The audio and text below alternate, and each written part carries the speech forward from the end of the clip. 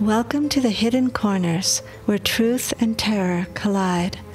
Discover a realm where the lines between the living and the supernatural blur as you embark on a journey to the paranormal and visit the mysterious hidden corners of your mind.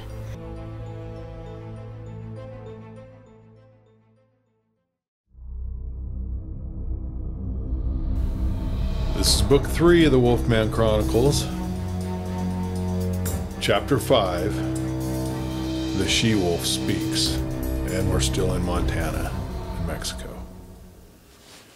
As I stand vigil over my young wanderers, a fierce sense of devotion courses through my veins, intertwining with the primal instincts that drives me to protect and defend these young, helpless pups, regardless of our difference in species. A dog is only devoted to one human, its master. But these two young dogs have lost theirs. They ran when they heard his cries of pain, helpless against the intruder locked outside. They growled and they barked and they whimpered and they tore at the windows and the door. I had only just come into this valley, but I heard their cries. I ran faster than I've ever ran before, but I was too late to save the men from the slaughter. But I found the dogs where they were hiding and brought them with me, under the protection of the dark night. This was not what I expected when I came to this valley. My feelings toward men are complex and conflicted. I recognize them as formidable adversaries, relentless hunters who pose a constant threat to my survival and the well-being of my kind. I have spent a lifetime fearing them. But there is one who is different. Well, Sheriff Buck Brady had one thought in mind when he drove to the Moore Cattle Ranch that evening. He would make it look like Jack planned the whole thing. Angus had refused to give him the logbook, but he had searched the house before the forensic teams arrived, and he had found where Angus hid it. He hadn't expected such carnage. Poor Trixie. He hoped the blood saturating the sheets and the blankets would cover any evidence that he'd been in that bed. Many, many times. He made sure all the forensic reports would run across his desk first, so his eyes would be the first to examine the evidence. He found the logbook hidden in a secret drawer in the big oak desk. It had been easy to forge Jack's signature on the transaction pages. Jack had kept meticulous records of every brand and ear tag in the state of Montana during his career as brand inspector. His own records for the Moore Cattle Ranch, they showed the same degree of accuracy. So, in his absence, Angus carried on the job with an eye for detail. But now, the new pages showed recent transactions between the C-Bar-C Cattle Company of Bogota, Colombia, and the Moore Cattle Ranch of Big Sky, Montana, signed for by Jack Moore himself. The illicit transactions amounted to several thousand head of cattle bought and transported to the Moore Cattle Ranch for several $100,000. More transactions showed slaughtered beef being sold to meat processing plants all across Montana, Wyoming, and Idaho, again in Jack's name. Now, most of this meat would become byproduct used in dog and cat food production. The USDA monitors the amount of unsafe residue in the processed meat that's deemed unsafe for human consumption, but used for making pet foods. Now, recent tests showed an unusual amount of illegal drugs showing up in the processed meat, most likely from leaking plastic bags used to transport these drugs in the cattle mules. These poor cattle start their journey in Venezuela, cross over the border into Colombia, where they are surgically inserted with the drugs. Only given water for the rest of the journey, they are transported through Mexico into the United States. And by the time they reach Jack's ranch, the cows were often dead or nearly dead. And the hired cowboys that the sheriff bought off would remove the drugs, and the rest of the cow would be sold to a processing plant. The cartel would have their men ready to pick up the drugs and deliver the cash to the sheriff.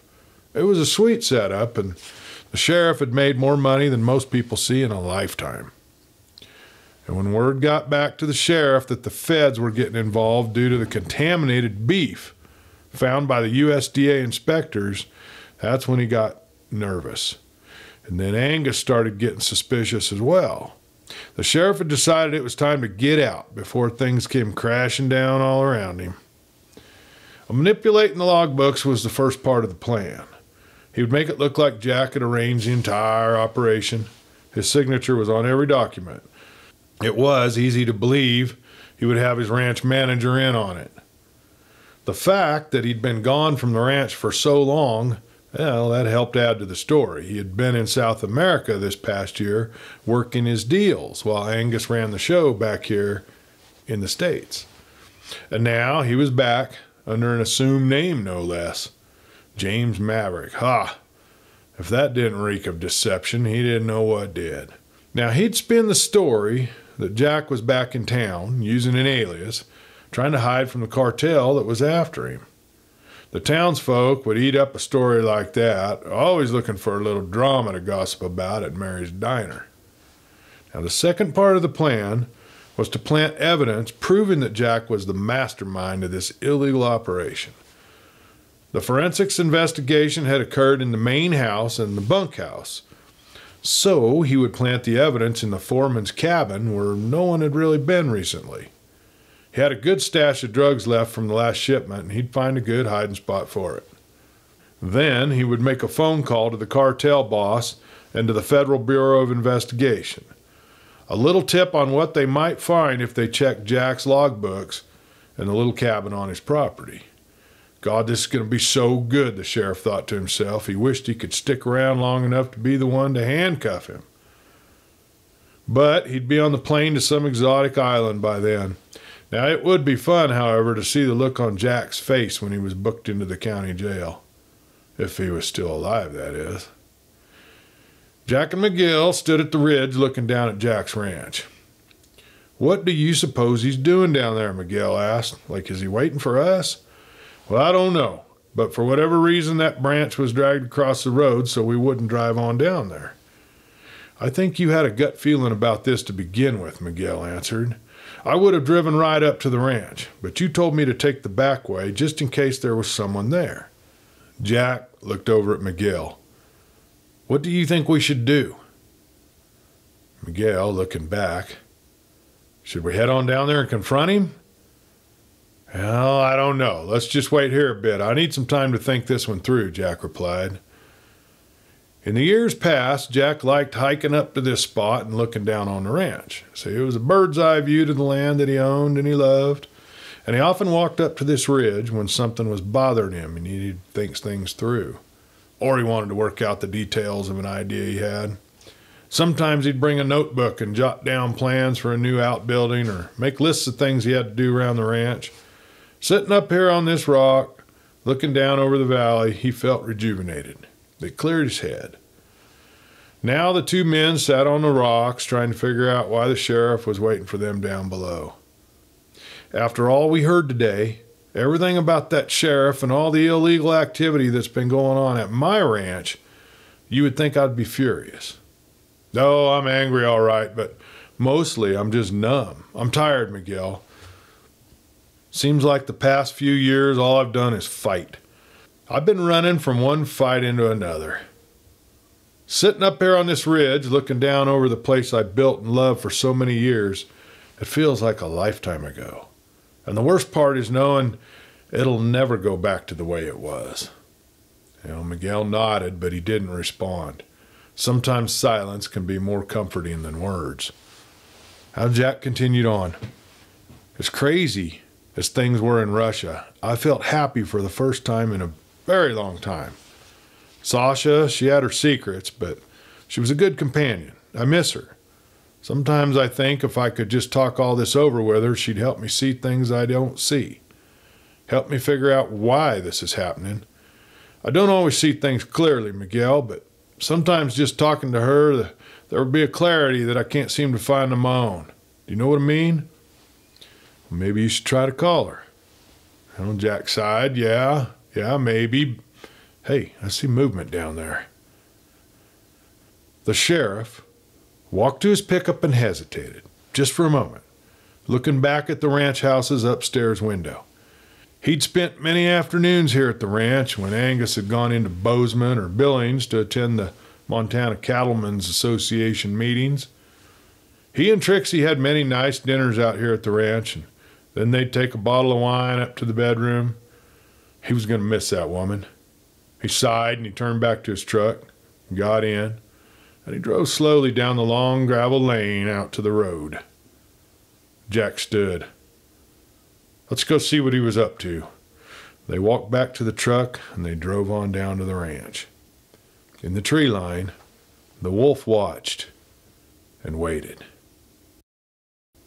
I see him, and I feel his fear, his confusion. It courses through the air like a palpable force, setting my own instincts ablaze with a primal fury.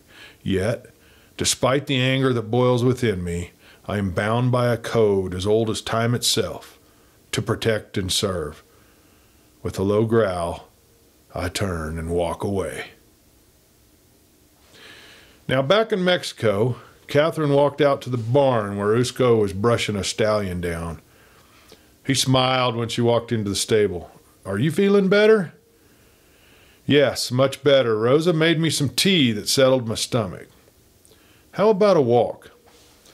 Sure, just let me finish up here. I'll lead him out to the pasture, then we can go. I'll stay. I love watching you work with the horses. You have such a gentle way with them. They really respond to you. Catherine, she sat down on a wooden bench outside the stall. It smelled like hay and manure, and she found it comforting. Usko continued to brush the shiny black coat of the stallion. They are such beautiful animals. I grew up with horses, you know, but our horses were much smaller in Mongolia, more like ponies. They're tough and strong, not built for speed as much as endurance. Horses are an important part of our culture, Cat. We value them for meat and milk and for their hair as well as for transportation. Now, in the summer, our mares are milked 6 times a day, once every 2 hours. We drink horse milk like you drink cow's milk. We also eat our horses. Horse meat's considered the healthiest and most delicious of all the meat. And we also use our horse's hair for rope and violin strings and all kinds of other things. And of course, the dung is used for camp fuel. And we also race our horses. Horse racing is one of the most popular sports in our country, next to wrestling. They may not be quite as fast as these thoroughbreds of Miguel's, but they have much more stamina.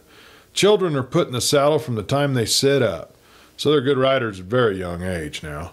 The children are used to race the horses since they're the smaller and the lighter, just like the jockeys over here. When I was in my first horse race, when I was just 3 years old, Usko hung the brush and put a lead on the horse. Let's take him out to the pasture and we can go walking from there. Catherine just loved horses, but to her, they'd always been more of a pet. Growing up on a ranch, she'd always had a horse. She'd ride on the weekends and sometimes after school. And Jack was always far more interested in horses than she was. She'd tried barrel racing one year, but didn't feel she could compete with the other gals, so she'd just given up. She lost interest. She thought again about how different her life had been from Usko's. Would that make a difference on now that they were going to have a child? Suddenly, she was afraid to tell him. Usko could sense her unease. What's bothering you, Cat? Please tell me. She couldn't prevent the tears from falling down her cheek. What is it, sweetheart? Are you okay? 1,000 different replies went through Catherine's head all at once, but the words that fell from her mouth were, Usko, I'm pregnant. They stood looking at each other for a moment. A look on Usko's face with a mix of surprise, happiness, and fear. Catherine, she burst into tears. I knew you wouldn't be happy about this, she stammered. What? I'm ecstatic. I didn't think, I just never thought it would happen. We're both carrying the wolf gene. Do you know what this means? Catherine shrugged her shoulders. Rosa said we will have a little loba, a wolf child. Usko laughed. Cat, you don't know how happy I am. He pulled her into his arms and held her tightly. Our own little wolf. Jack and Miguel looked around the main house. The cleanup crew had done a good job of removing the stains from the hardwood floor, and the bedroom upstairs was sparkling. No sign of blood anywhere. "Hey, Miguel, help me move this bed." "Why, what the—" "My safe is under there. That's where I kept the logbooks, some cash, some guns, things I didn't want anyone to find." I don't think Angus even knew about it. He pushed the big bed away from the middle of the room and rolled back the carpet. It had been cleaned recently, all the blood stains removed. The floorboards under the bed were spotless.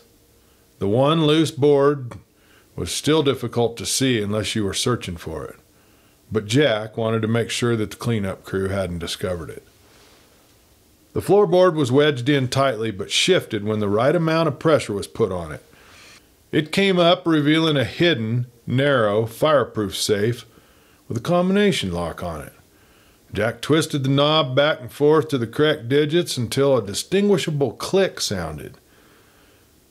Inside the narrow compartment, Jack found his previous logbooks, but everything else had been removed. Well, it's obvious someone's been in here. The cash and the guns are gone. He flipped through the set of logbooks one by one. Well, they're all here except for the recent transactions. I made sure Angus was keeping a logbook. We need to find it. It's probably in the old oak desk downstairs. There's a secret compartment in the desk, and Angus, he would have hid him there. They walked back downstairs and into the office. Everything was in place as if Jack had never even left. Jack reached under the middle drawer and pushed a button in the back. A false bottom to the drawer opened and a slim logbook slid on out. He opened it up.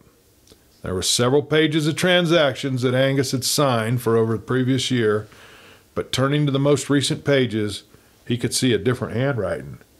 "Well, I'll be damned. I think we found what we was looking for." He handed the logbook to Miguel.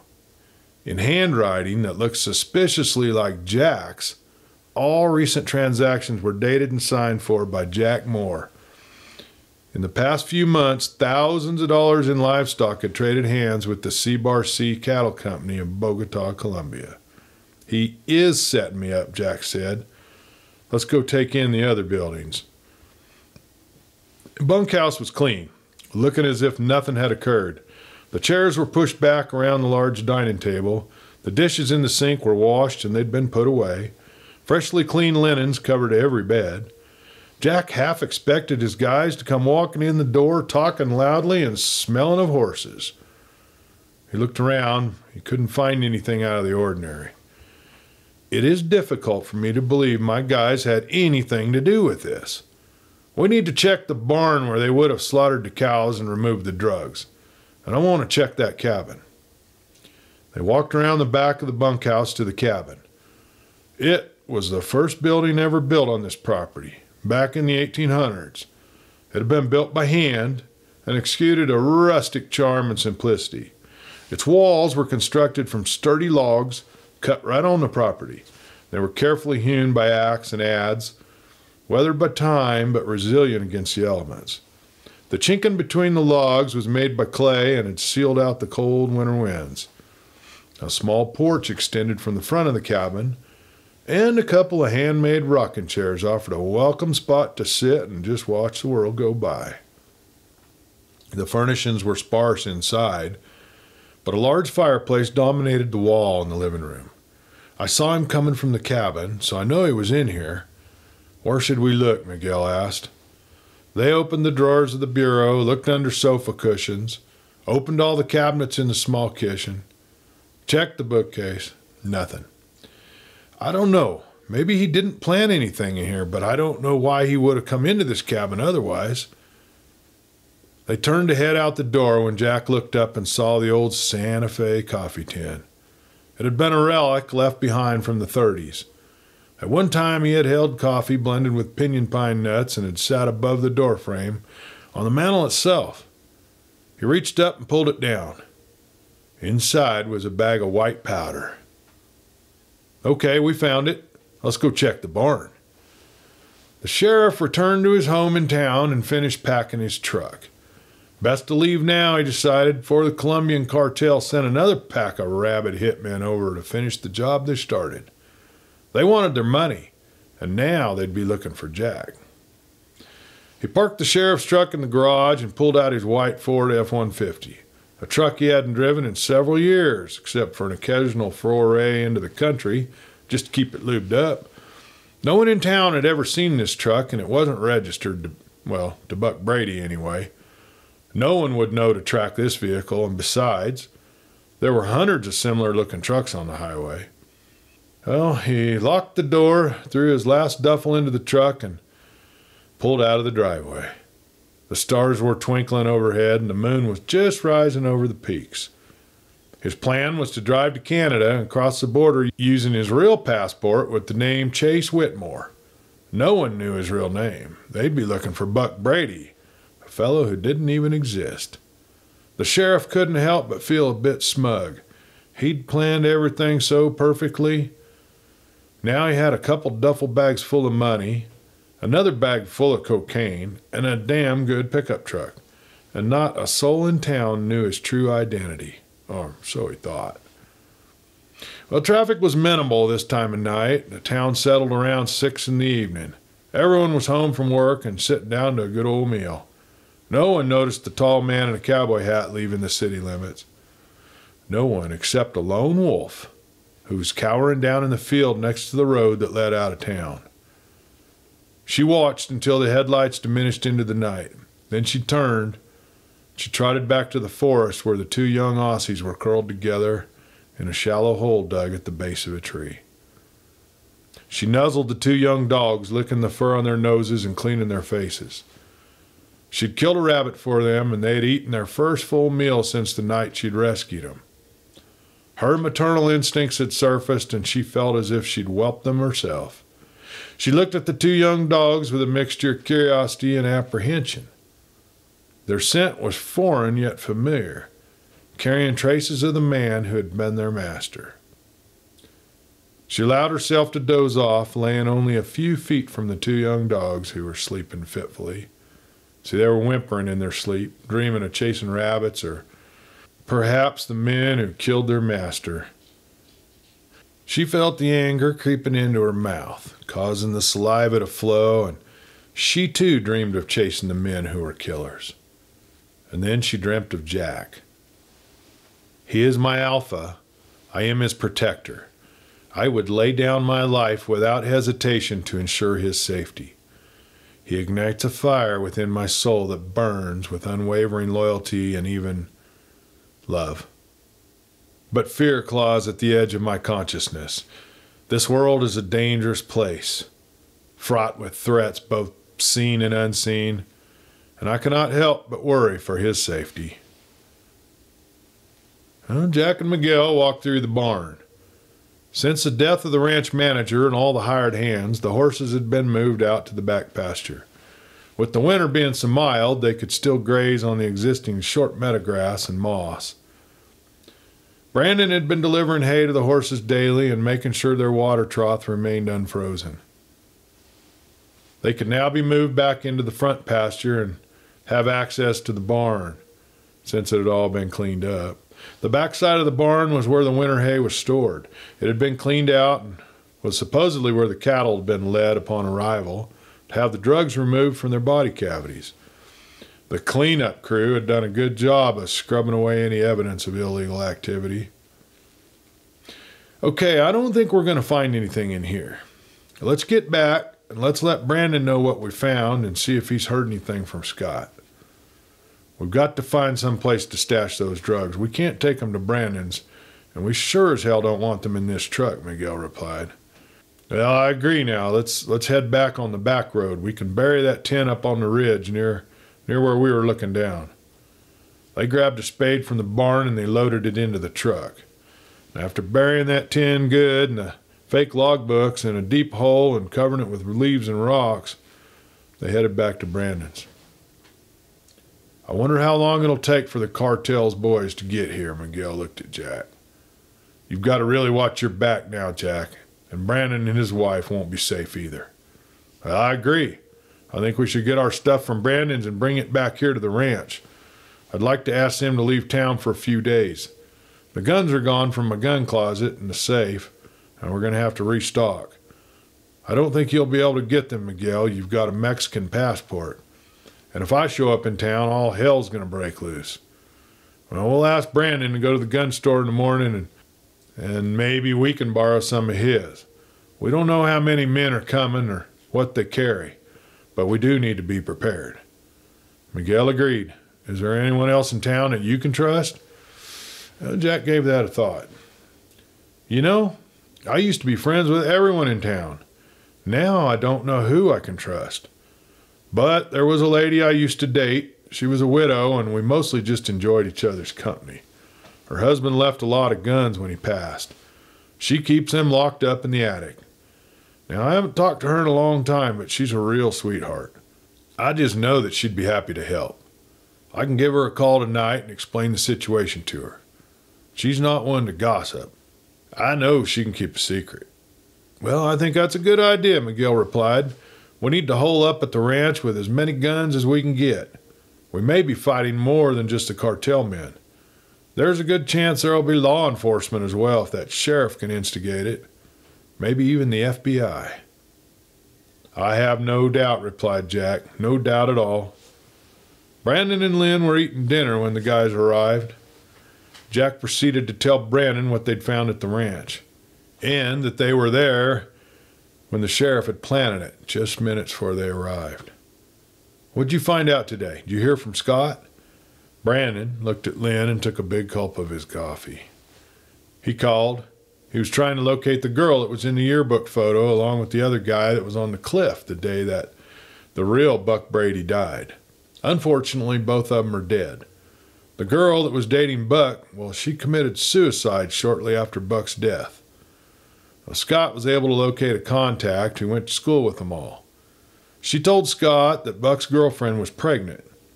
She was so distraught over Buck's death that she swallowed a bottle of sleeping pills.